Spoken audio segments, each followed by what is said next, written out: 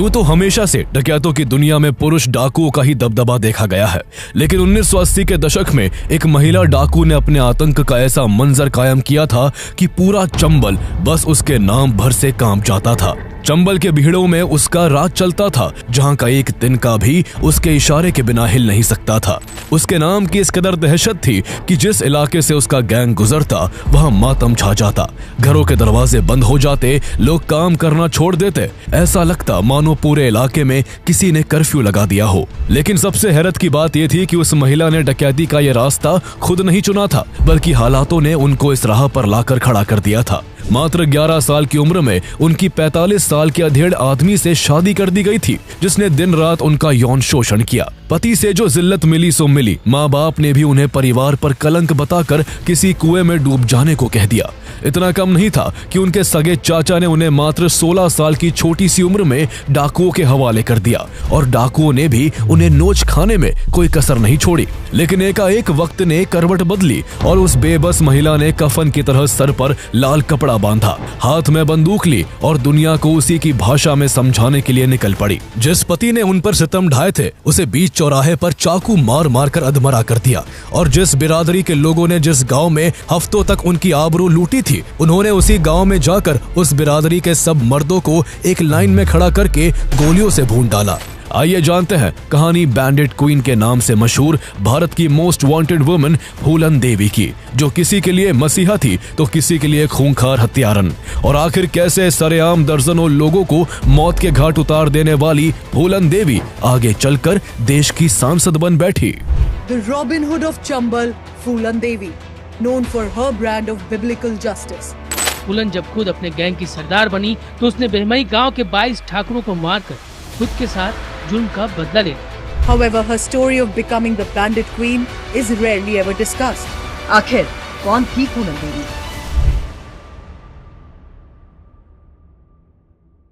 फूलन देवी का जन्म 10 अगस्त 1963 को उत्तर प्रदेश के जालौन जिले के एक छोटे से गांव गोरहा का पूर्वा में एक दलित परिवार में हुआ था। उनके पिता का नाम देवीदीन था, जो मल्ला कास्ट से बिलोंग करते थे। फूलन के अलावा परिवार में उनके 3 बहनें और एक भाई था। गरीबी के कारण उनका परिवार दूसरों के खेतों में काम करता था। उनके पास जो थोड़ी बहुत जमीन थी उस पर चिकपीस, सनफ्लावर्स और पर्ल मिलेट उगाकर किसी तरह गुजारा होता था। बहुत कम सुविधाओं में भी सब कुछ ठीक चल रहा था। लेकिन कुछ समय बाद जब फूलन के दादा का निधन हुआ तो उनके पिता की जमीन को उनके चाचा बिहारी लाल ने जोर जबरदस्ती से छीन लिया और उनके परिवार पर खूब जुल्म ढाए। फूलन देवी का स्वभाव शुरू से ही गुस्से वाला था। फूलन देवी उस वक्त केवल 10 साल की थी, लेकिन फिर भी वो अपने चाचा के विरोध में डट कर खड़ी हो गई। उन्होंने अपनी बड़ी बहन रुक्मणी के साथ अपने पिता की छीनी गई जमीन पर जाकर धरना दे दिया और अपने चाचा पर जमीन लौटाने का दबाव बनाने लगी। इस बात से गुस्सा होकर फूलन देवी के चचेरे भाई मायादीन ने उन्हें बुरी तरह पीटा, लेकिन फूलन तब तक विरोध करती रही जब तक कि वो लात, घूंसों और ईंट की मार से बेहोश नहीं हो गई। फूलन को इतनी छोटी सी उम्र में इन विरोधी तेवरों की वजह से बहुत बड़ा खामियाजा भुगतना पड़ा।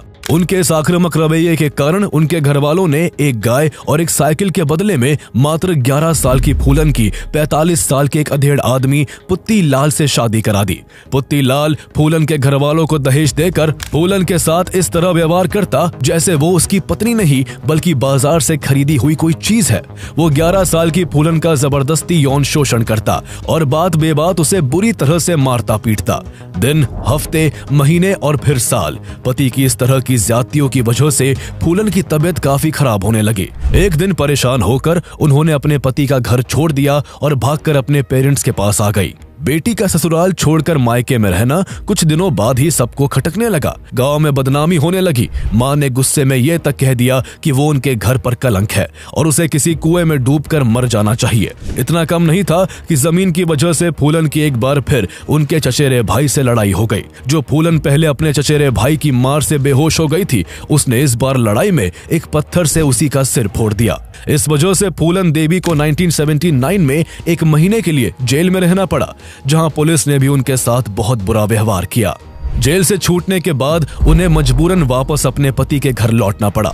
उन्हें वहां जाकर पता चला कि उनका पति पुत्ती लाल किसी दूसरी लड़की से शादी कर चुका है। फूलन के वहां पहुंचने पर उसने और उसकी दूसरी पत्नी ने उसकी खूब बेइज्जती की और उसे खूब मारा पीटा। फूलन को समझ आ गया कि यहाँ अब उनका गुजारा नहीं हो सकता और वो थक हार कर फिर से वापस अपने मायके चली गई। अपनों के बीच में रहकर भी फूलन अकेली पड़ गई थी। उन्हें हर जगह से धिक्कारा जा रहा था और उनके अपने माँ बाप भी उनको बोझ और कलंक समझने लगे थे। उनके फिर से मायके आने से सबसे ज्यादा परेशान उनका चाचा था। चाचा ने उनसे छुटकारा पाने के लिए इस बार फूलन को वहां के डकैतों के हवाले करने का फैसला किया।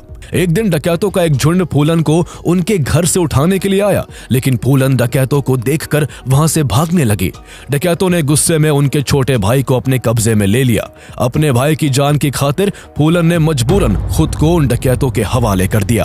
अब मात्र 16 साल की फूलन खूंखार डकैतों के कब्जे में थी। उन डकैतों का मुखिया बाबू गुजर था, जो फूलन को देखते ही उनके रूप पर मोहित हो गया। बाबू गुजर फूलन के साथ गुलामों की तरह पेश आता। उसने कई बार फूलन का यौन शोषण किया। पहले से ही मायके और ससुराल के अत्याचारों से परेशान 16 साल की फूलन को अब बाबू गुजर जैसे वहशी दरिंदे के जुल्मों को सहना पड़ रहा था। बाबू गुजर की उस गैंग में विक्रम मल्ला नाम का एक आदमी था, जो इस गैंग में दूसरा मुख्य आदमी था। फूलन उसकी कास्ट से बिलोंग करती थी और उसको फूलन के साथ हुए पुराने अत्याचारों के बारे में भी पता था। इसलिए उसके दिल में फूलन देवी के लिए एक सॉफ्ट कॉर्नर था और उसे अपने सरदार का उसके प्रति ऐसा व्यवहार बिल्कुल भी बर्दाश्त नहीं हो रहा था। इसलिए उसने अपने सरदार बाबू गुजर से मना किया कि वो फूलन के साथ ज्यादती ना करे, लेकिन बाबू गुजर जब नहीं माना तो उसने एक रोज अपने सरदार को मार डाला और खुद गैंग का मुखिया बन बैठा। इसके बाद विक्रम ने फूलन देवी को राइफल चलाने, अमीरों के घरों को लूटने और पुलिस की रेड से बच निकलने जैसी डकैती की कई टेक्निक सिखाई। फूलन देवी की जिंदगी यहाँ से बिल्कुल बदलने वाली थी। उन्होंने माथे पर एक लाल कपड़ा बांधते हुए हथियार अपने हाथ में ले लिए थे और गुलामी की जिंदगी को पीछे छोड़ दिया था। उनकी जिंदगी में ये बड़ा बदलाव विक्रम मल्ला की वजह से आया था, इसलिए दोनों के बीच प्यार हो गया और वो एक साथ रहने लगे। विक्रम के कारण गैंग में फूलन का भी काफी रुतबा बढ़ गया। अगले 1 साल में दोनों ने अपने साथियों के साथ मिलकर कई अमीर घरों पर हमला किया और वहां लूटपाट करके खूब पैसा बनाया। पुलिस को चकमा देने के लिए विक्रम मल्ला का गैंग देवरिया, कानपुर और ओराई जैसे इलाकों में लगातार अपनी पोजीशन बदलता रहा। फूलन अमीर लोगों को लूटती और उसी पैसे से गरीब लोगों की हेल्प किया करती। इससे फूलन का नाम निचले तबके के लोगों में पॉपुलर होने लगा और कुछ लोगों ने उन्हें दस्यु सुंदरी का नाम भी दे दिया। इसके बाद फूलन देवी ने अपने पति से बदला लेने के मकसद से उसके गांव पर दिन दहाड़े अटैक कर दिया और सबके सामने उसे चाकू मार मार कर अधमरा कर दिया। उसकी बुरी हालत करने के बाद फूलन देवी ने बीच गांव में धमकी देते हुए कहा कि आज से कोई भी बूढ़ा आदमी छोटी उम्र की लड़की से शादी नहीं करेगा और अगर किसी ने ऐसा करने की जरूरत की तो उसका भी यही हाल होगा। इसी बीच 1980 आ चुका था। विक्रम मल्ला के नेतृत्व में ये गैंग अपना नाम करता जा रहा था। फूलन देवी के लिए भी हालात पटरी पर आ चुके थे, लेकिन इसी बीच इस गैंग के पुराने डकैत श्री राम सिंह और लाला राम सिंह जेल से रिहा हो गए। जेल से छूटते ही जब उन्होंने वापस गैंग ज्वाइन की तो उन्होंने देखा कि गैंग में काफी कुछ बदल चुका है। वो दोनों ठाकुर थे और उन्हें बैकवर्ड क्लास से बिलोंग करने वाले विक्रम मल्ला का लीडर होना बिल्कुल भी मंजूर नहीं था। उन्हें इस बात का गुस्सा भी था कि विक्रम ने एक लड़की के चक्कर में अपने ही सरदार का कत्ल कर दिया था। ऐसे में उन्होंने कास्ट के नाम पर गैंग में फूट डालना शुरू की और सो कॉल्ड ऊंची जाति वाले सभी लोगों को अपनी तरफ कर लिया। इसके बाद श्री राम सिंह और लाला राम सिंह ने अपने साथियों के साथ मिलकर विक्रम मल्ला की हत्या कर दी। विक्रम की मौत के बाद फूलन देवी एकदम अकेली पड़ गईं और इसी का फायदा उठाकर श्री राम सिंह ने उन्हें अपने कब्जे में कर लिया। एक दिन श्री राम सिंह और उसके आदमी फूलन को उठाकर बहमाई गांव ले गए, जहां उन्हें एक बंद कमरे में रखकर दिन रात उनकी आबरू को लूटा गया। उनकी इज्जत लूटने वाला सिर्फ एक अकेला श्री राम सिंह नहीं था, बल्कि बारी बारी से उसके सब गुंडों ने फूलन के साथ ज्यादती की। कई बार उनका सामूहिक यौन शोषण भी किया गया। फूलन के साथ ये अत्याचार करीब 3 हफ्तों तक चलता रहा। कई बार इन दरिंदों ने उन्हें पूरे गांव वालों के सामने नंगा करके कुएं से पानी लाने के लिए भी मजबूर किया। फूलन पूरी तरह से टूट चुकी थी। जिंदगी ने उन्हें फिर से दुख की खाई में धकेल दिया था। लेकिन इस बीच श्री राम सिंह के आदमी काफी लापरवाह रहने लगे थे। उनकी इसी लापरवाही का फायदा उठाकर एक दिन विक्रम मल्ला के एक लॉयल साथी मान सिंह मल्ला ने अपने कुछ लोगों के साथ मिलकर फूलन देवी को श्री राम सिंह और उसके गुंडों की कैद से आजाद करवा लिया। वहां से छूटने के बाद फूलन देवी ने मान सिंह मल्ला समेत विक्रम मल्ला के सभी लॉयलिस्ट साथियों के साथ मिलकर अपना खुद का ग्रुप खड़ा किया। उन्होंने शुरू में तो श्री राम सिंह के आदमियों के डर से चोरी छिपे काम किया, लेकिन जब एक बार उनका गैंग मजबूत हो गया तो फूलन देवी निडर तरीके से सामने आने लगी। फूलन का गैंग अक्सर अपर कास्ट खासकर ठाकुरों को अपना निशाना बनाता और उन्हें लूटकर जो भी कमाई होती उससे नए नए हथियार खरीदता। डकैती के दौरान उनके गुर्गे कई बार चोरी की गई पुलिस यूनिफॉर्म्स पहनकर घूमते थे, जिससे लोग कंफ्यूज हो जाते और वो आसानी से उन्हें लूट लेते थे। धीरे धीरे फूलन और उनकी गैंग का चंबल के बिहड़ों में नाम होने लगा और यहाँ ठाकुरों और मल्लाहों के बीच जातिगत राइवलरी शुरू हो गई। फूलन ने भी अपने साथ हुए अन्याय को नहीं भुलाया था। उन्हें उनकी इज्जत को तार तार करने वाले लोगों से बदला लेने के सही समय का इंतजार था। एक दिन फूलन को खबर मिली कि भैमाई गांव में ठाकुरों के घर में एक शादी है, जहां श्री राम सिंह और लाला राम सिंह भी मौजूद होंगे। इसके बाद फूलन देवी ने फिर से भैमाई गांव लौटने का फैसला किया, जहां करीब 17 महीने पहले श्री राम सिंह और लाला राम सिंह ने अपने साथियों के संग मिलकर उनके साथ यौन शोषण किया था। 14 फरवरी 1981 को फूलन देवी ने अपने गैंग के साथ भैमाई गांव को चारों तरफ से घेर लिया। जिस घर में शादी थी वहां सब जश्न में डूबे हुए थे। घर में खुशी का माहौल था और किसी को जरा भी अंदाजा नहीं था कि वहां मौजूद लोगों के साथ आज क्या होने वाला है। सभी की खुशी को आंसुओं में बदलने के लिए फूलन देवी हथियारों से लैस अपने साथियों के साथ वहां पहुंची। फूलन ने सबसे पहले यहाँ सभी से एक ही सवाल पूछा कि श्री राम सिंह और लाला राम सिंह कहाँ हैं, लेकिन वो दोनों शायद फूलन देवी के अटैक के बारे में पहले से जानते थे।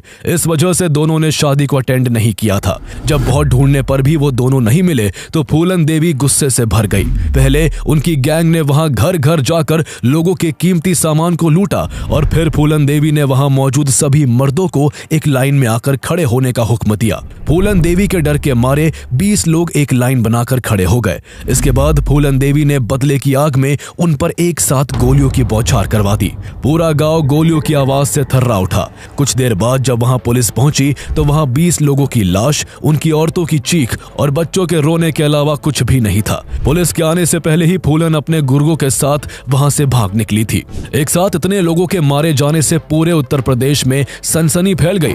मीडिया की खबरों में केवल इसी वारदात का जिक्र था। हर तरफ केवल फूलन देवी का ही नाम गूंज रहा था। सब हैरान थे कि एक 18 साल की लड़की ने यह कारनामा किया था। उन्हें जल्द ही मीडिया ने नया नाम बैंडिट क्वीन दे दिया। चूंकि मारे गए 20 में से 17 लोग ठाकुर थे, इसलिए ठाकुर जाति के लोगों ने एकजुट होकर प्राइम मिनिस्टर इंदिरा गांधी से प्रदेश में लॉ एंड ऑर्डर बहाल करने और फूलन देवी को पकड़ने की मांग उठाई। आगे इस मामले ने इतना तूल पकड़ा कि उस समय के उत्तर प्रदेश के चीफ मिनिस्टर वीपी सिंह को अपने पद से इस्तीफा देना पड़ गया।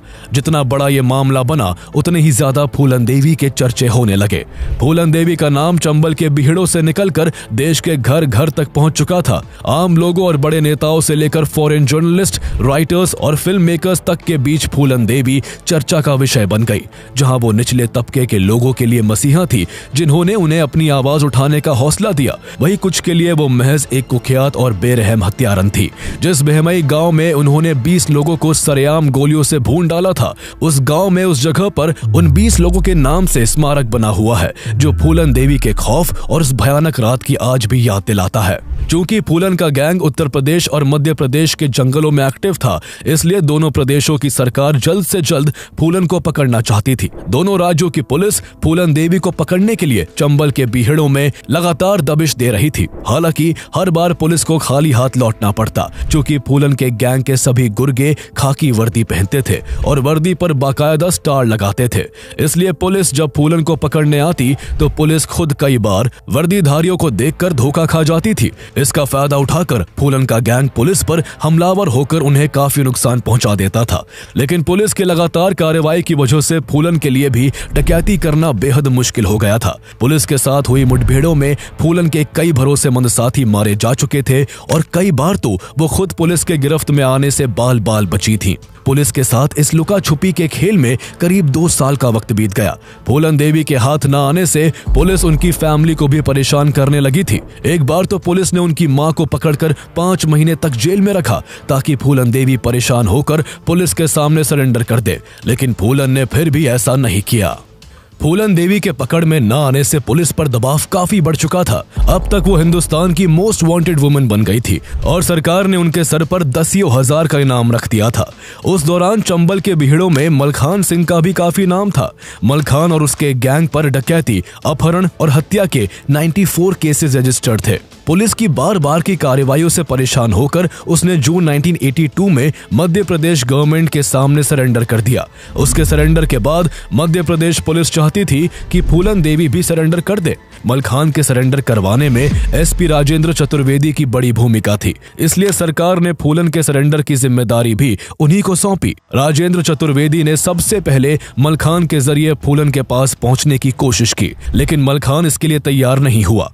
वो नहीं चाहता था कि एक और फेमस डकैत का सरेंडर हो और उसे अपने सरेंडर के बाद मिली लाइमलाइट इतनी जल्दी खत्म हो जाए। इसके बाद राजेंद्र ने खुद फूलन से मिलने का फैसला किया। 5 दिसंबर 1982 की रात राजेंद्र चतुर्वेदी फूलन के गैंग के एक आदमी को साथ लेकर मोटरसाइकिल से चंबल के भीड़ों की ओर निकल पड़े। कुछ घंटों के सफर के बाद खेड़न पहुंचकर फूलन के साथी ने राजेंद्र की मुलाकात फूलन के राइट हैंड मान सिंह मल्ला से करवाई। मान सिंह राजेंद्र को फूलन के पास ले गया, जिसके बाद दोनों के बीच बातचीत शुरू हुई। फूलन ने खुद अपने हाथों से राजेंद्र के लिए चाय बनाई।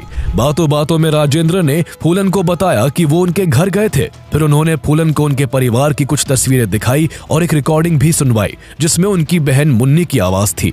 ये सुनकर फूलन ने राजेंद्र से सीधा सवाल किया, आप चाहते क्या हैं और यहाँ किस लिए आए हैं? इस पर राजेंद्र ने कहा, मैं आपका सरेंडर चाहता हूँ। सरेंडर की बात सुनते ही फूलन भड़क उठी और गुस्से में चिल्लाकर बोली, क्या तुम्हारे कहने से मैं सरेंडर कर दूंगी? मैं फूलन देवी हूँ और अगर चाहूँ तो इसी वक्त तुम्हें गोली से उड़ा सकती हूँ। इससे वहाँ का माहौल अचानक से गर्मा गया। मान सिंह ने किसी तरह फूलन को शांत कराया। जब माहौल ठंडा हुआ तो फूलन ने राजेंद्र चतुर्वेदी से पूछा कि क्या गारंटी है कि सरेंडर करते ही तुम मुझे गोली नहीं मार दोगे? इस पर राजेंद्र ने जवाब दिया, भरोसा करिए, मुझे खुद मुख्यमंत्री ने भेजा है। फूलन का विश्वास जीतने के लिए राजेंद्र ने एक प्रपोजल भी दिया कि अगर वो चाहे तो उनकी गैंग का कोई एक मेंबर उनके साथ चलकर मुख्यमंत्री से मिल सकता है। फूलन देवी पिछले 2-3 साल से पुलिस की कार्रवाई के कारण इधर से उधर छिपते छिपाते गुजर बसर कर रही थी। इस बीच उनके कई लोग मारे भी जा चुके थे। इसके अलावा उनकी तबीयत भी लगातार बिगड़ती रहती थी और उन्हें भीड़ों में जरूरी इलाज नहीं मिल पाता था। इन सब वजहों से उन्होंने भी सरेंडर का मन बना लिया था। एसपी राजेंद्र चतुर्वेदी उन्हें भरोसे के आदमी लगते थे, इसलिए उन्होंने उनसे सरेंडर के लिए हाँ कह दिया। लेकिन सरेंडर करने को लेकर उनकी कई शर्तें थी। पहली शर्त यह थी कि फूलन और मान सिंह के परिवार को सुरक्षित उत्तर प्रदेश से मध्य प्रदेश लाया जाए। उनको डर था कि बहमई मैसेकर के बाद उत्तर प्रदेश जाते ही उनकी हत्या कर दी जाएगी और लोग उनके परिवार को भी मार सकते हैं। इसके अलावा उनकी मांग थी कि उनके परिवार को कुछ जमीन और भाई को नौकरी दी जाए। फूलन ने अपने लिए A ग्रेड जेल की मांग की और साथ ही ये भी डिमांड रखी कि सरेंडर के बाद उनके किसी भी गैंग मेंबर को फांसी ना दी जाए।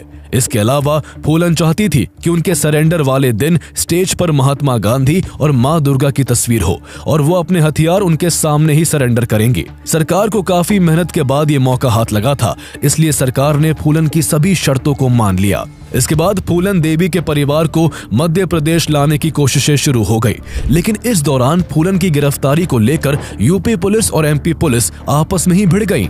6 जनवरी 1983 को जब एमपी पुलिस फूलन देवी के परिवार को जालौन से भिंड लाती है तो यूपी पुलिस एमपी पुलिस पर किडनैपिंग का केस कर देती है।